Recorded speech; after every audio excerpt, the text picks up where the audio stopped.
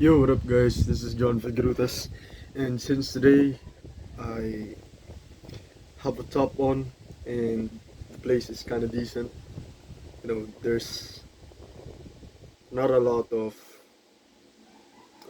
garbage. There's not a lot of mess. Mess is the right term around here. I'm gonna express my thoughts and upload to my main YouTube channel. So I just realized this last night when I was asking somebody a favor. No, it was actually not somebody. It was a family member. It was my mom, actually. Um, I'm not gonna talk about the favor that I've asked, but whenever I ask someone for help, I feel very vulnerable. I feel very powerless when I know that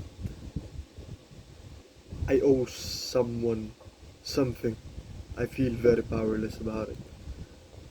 So I feel very weak. I feel like a failure because in this home that I live in, I must know everything. It is expected that I know everything. And to the eyes of the many, to my former classmates in high school, junior high school, a lot of them said to me that I knew a lot of things, and then some of them were kind of intrigued, some of them were envious, and I cannot really articulate my thoughts well back then that the reason I do know a lot of things is because there's no one to ask for help, and whenever I incurred a favor from any of my family members or any of the people around me in my environment, in the house that I grew in, they would use it against me later on. And usually it is in the form of taking their stress out on me. They would beat me, they would yell things that are not very pleasant to the ears. They would curse at me, and that doesn't mean that it was just like fuck you, um, your shit. Not just like that. They would literally curse me. They would say things like, you're gonna see one day. You're gonna see when you grow up. You're gonna understand when you grow up. So they were literally cursing me. These people were very abusive people. And over time, I'm 20 years old right now. I have tried to make sense of why they did why they did the things that they did, and it just at first, oh yeah, it makes sense. Maybe they were treated that way when they were a child as well. Maybe it's just culture. um, Maybe they knew better. All those sorts of things. I could go into very deep details about what I thought, what reasons I thought on why they were doing such horrendous things to a child. And over time, the pressure just built up and built up. I was bearing many burdens that I should have been expressing. Instead, I was keeping them all to myself. I was keeping them all to myself. Kind of like scapegoating. I was a scapegoat of this family. And once I grew up, over time, it was a very irrational decision. I decided to go to the gym. I decided to change the way I look because I remembered back then I just woke up and saw myself in the mirror saw myself in a camera, and I couldn't bear to see the man that I was seeing in front of me. And I had no phone before, it's a very long time. It's a very late age ever since I got my first phone. And I wasn't really conscious of my body before because I don't see myself um, very often. I don't like pictures, but yeah, I just woke up one day, I saw myself in the mirror, and then I could not bear to see what I am seeing. So I made what any stubborn adolescent will do. I took the easy route. I took the fast route. I reduced my eating, which, if you are an athlete, if you have been on the fitness industry for a while now, you would just say, oh yeah, that's the right thing to do. Calories in, calories out, energy expenditure. Just gotta least, you just gotta eat less than your maintenance, things like that. But back then, all I was thinking was if I eat less, obviously, then I would lose weight. And I didn't think of losing fat before. I thought of losing weight. To me, that thought alone, it gave me hope to my already miserable life.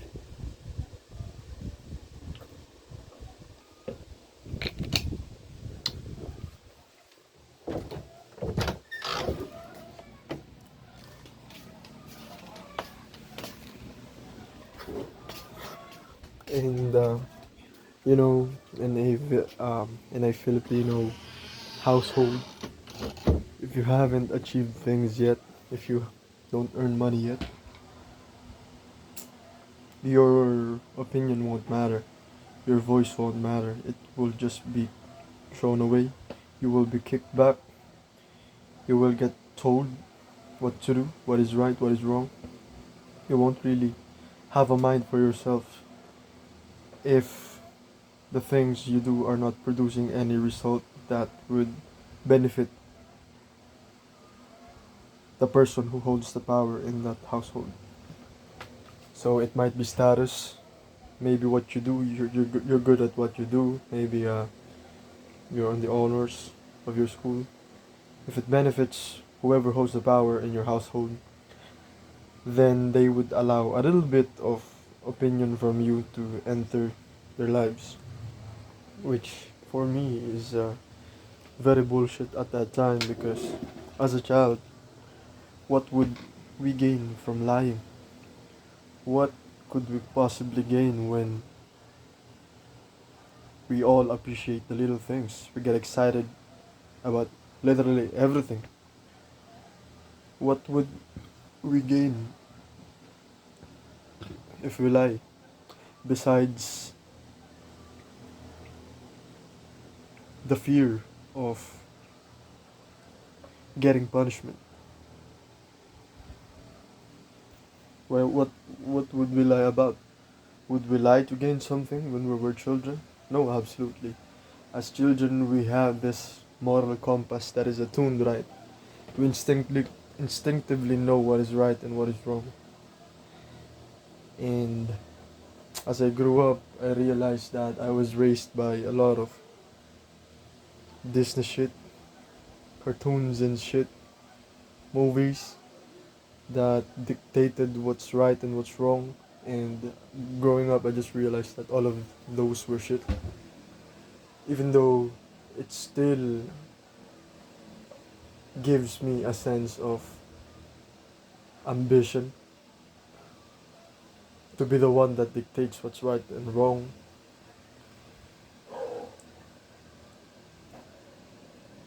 Survival really is what dictates. Survival triumphs good or bad, good and bad, good and evil. Because what is one's good might be another one's bad, and what one's bad is might be another one's good. So it all depends on where you're raised, how you were raised, what the culture of the place that you are in is, what your family values are.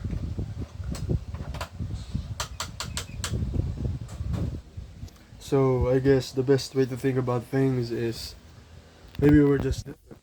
Maybe you think a certain way and live a certain way, and I live a certain way and think a certain way, and we can just get along with each other. And I think it's a much better way of living than telling others what is right and what is wrong when all the things that you base off your morals are only the things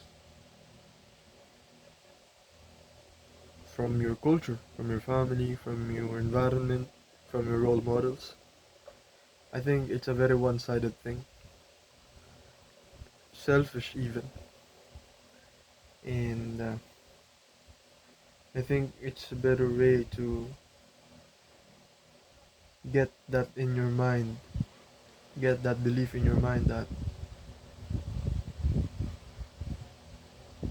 you can't please everybody and you can't say that what one does is good and what one does is bad. I think using those terms immediately just divides people, you know. No. And I think in modern society there has been a propaganda that's going on for about a decade now. And I think it's about the concept of divide and conquer. I see that a lot right now. Men and women are not as one compared in the past. There's a lot of issues going on, especially you can see it online, you know. Um, I don't know who started it, but Tagalogs and Visayans sort of have beef with each other. It kind of just appeared out of nowhere.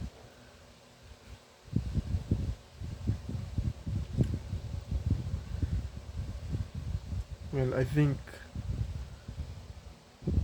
it's the internet that caused this thing to happen, and all hate does really is just divide one another. So, uh,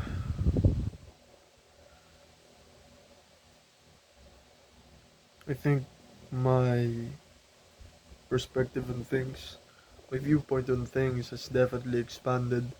My consciousness definitely expanded in the past few years. I am very much the opposite of what I am back when I was in high school. A lot of things has changed. I think my life turned 180 degrees. Still not all the way, and my life still is headed on a very interesting direction. My life is still headed on a lot of change, a lot of goodness, and that excites me really. However, for me to be able to have the things that I previously did not have, well, I must obviously do the things that I haven't done before. And those for me are the very challenging things that I have to face. So,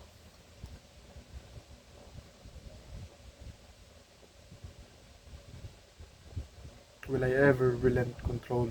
Will I ever relent power? It's very hard for me to do so living in this household where power is everything. and giving away just even a small bit of it means that you're gonna get fucked. You cannot trust anyone.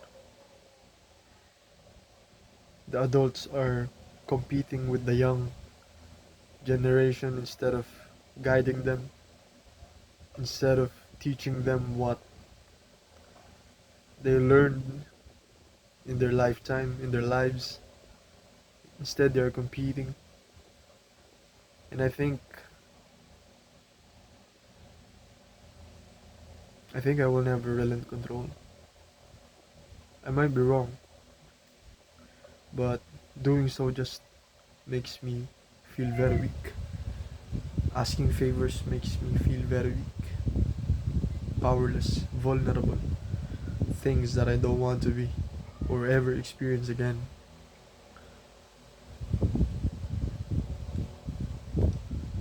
And if there's one thing I ever learned from living in this household, from 20 years of living in this household, so let's say I got conscious at the age of 10, so I have been experiencing who my parents are for the last decade, is your biggest enemy, your biggest obstacle that you have to face will be your parents. If you're a woman, it would be your mom. If you're a boy, a man, it would be your dad. And I am noticing that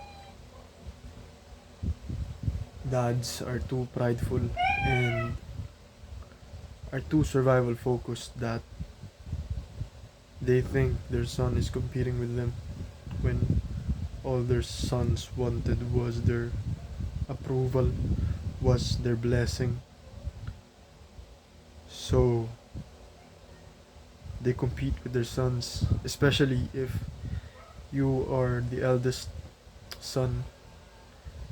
Most of the time, you're just a tool for them to escape what previous life they had.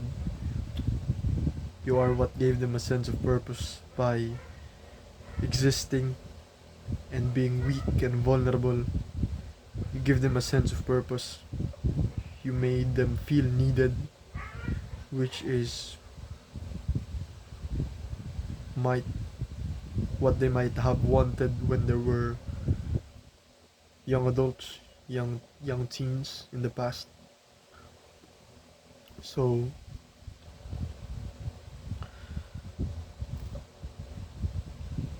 to compensate, moms would instead give their blessings to their sons,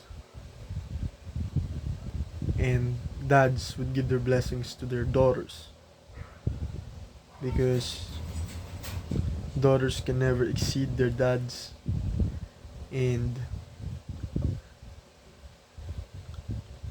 sons will never compete with their mother. And whew, I made a very good point there, because we only teach people. I made a video about this before. Um, it's a very interesting thing. Uh, we only teach people, we only take people under our wings who we know. A, how much we teach them, how much we train them, how much we involve them in their lives. They will never be as great as we are. That is why the master and student relationship still exists. The mentor and apprentice relationship still exists. It's because no matter how hard a master teaches a student, they will never reveal all the things about them. They will always maintain a sense of superiority on their students. And that's a fact. And the criteria of choosing students by masters or even by mentors are those that they can benefit later on in life and that they think will never surpass them. Those are the criteria for choosing an apprentice or a student. It's kind of sad, because you can never be, you can never fully give a blessing to something, to someone rather. You can never give your all because you're always afraid that things are gonna go south, or that they will one day forget you and then turn their back on you, or forget what you taught them. So, in general, people are inherently selfish, and if you are a man in this generation, you must get your male blessing, your father blessing, not from your family, not from your biological father, but from other people. People that will take you under their wing, will not compete with you, and will help you and guide you in your life. And for the blessing of a mother,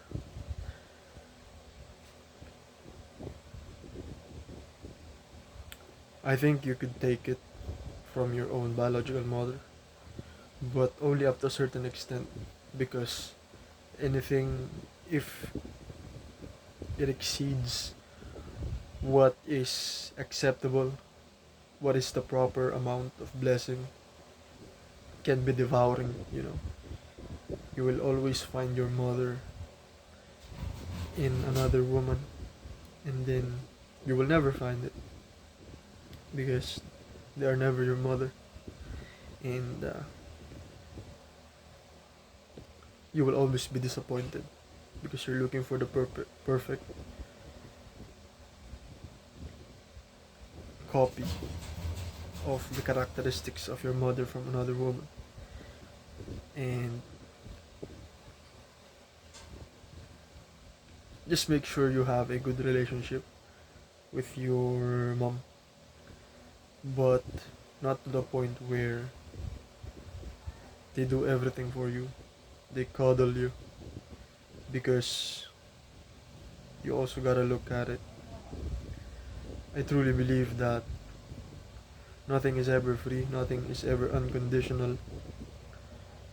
People do everything for a reason, and most of the time it is for extremely personal and selfish reasons. So you gotta take that into account. Take it from me as someone who has been naive, gullible, taken advantage of, that now that I'm changing, I feel a very different person right now. I'm still very uncomfortable being selfish, but it is a necessity. I'm still uncomfortable lying or not telling the truth, but it's necessary. And I wouldn't think it's bad. I wouldn't think it's good. It's just survival. So you gotta account for your survival, but also survival's not enough. You gotta find a purpose, ambition. It's what will keep you going. Survival is what keeps you alive, but ambition is what keeps you going. So survival is not different from thriving. You gotta thrive. So, yep, that's all that I have to say. It's been 25 minutes. I will upload this to my main account, and what will I title this video? Oh yeah, I feel very weak, powerless, and vulnerable when asking for help.